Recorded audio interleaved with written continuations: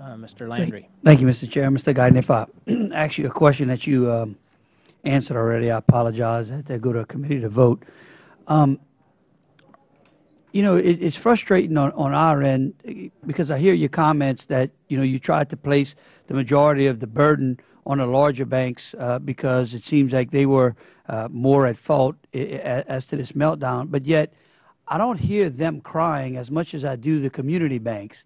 Why don't we just waive the community banks from Dodd-Frank? And then if that is the case, then we could allow the community banks to go back to being community banks, because they're crying more than the larger banks under this bill. So how can that be if what you're saying is we tried to place more burden on the big banks than the small banks?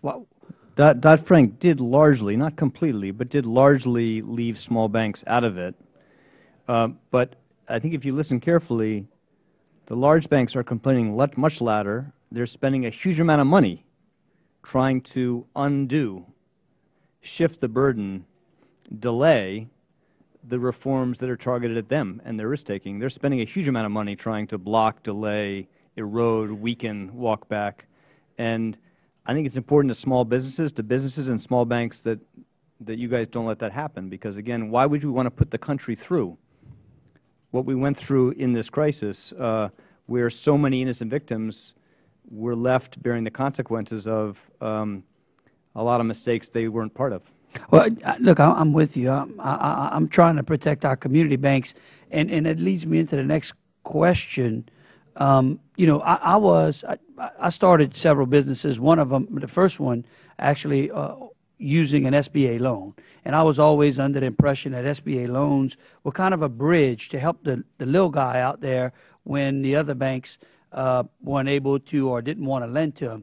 But yet my community banks are telling me that now, in fact, I had a real-life example of where there was an application by a business owner to invest in a business, and he had great credit, he had plenty of collateral, but the examiners wouldn't allow the community bank to make the loan because they felt that his business plan, he couldn't prove that his business plan could continue to pay the note. Well, if that was the case, a lot of us would I would have never been able to start my business.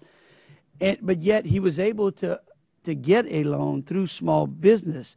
And what concerns me is that here we have the private market willing to take the risk, but yet we're moving them to the taxpayer who is going to take the risk when the private market would gladly take the risk. And they're pinning that on the regulators. Why would that be? I mean, is that the effect that y'all guys would like? I don't think so, and I agree with you.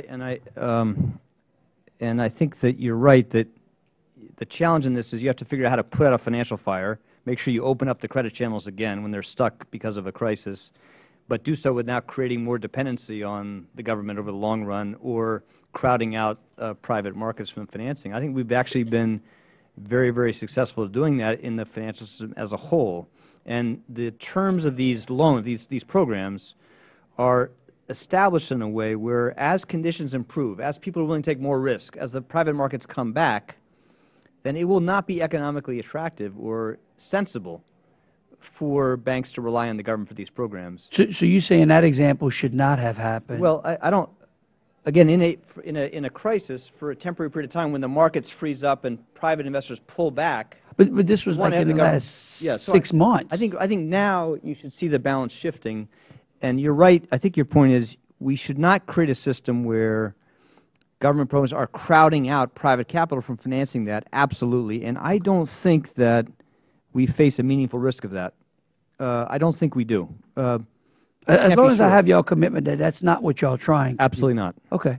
All right. Thank you, Mr. Geithner. I yield back.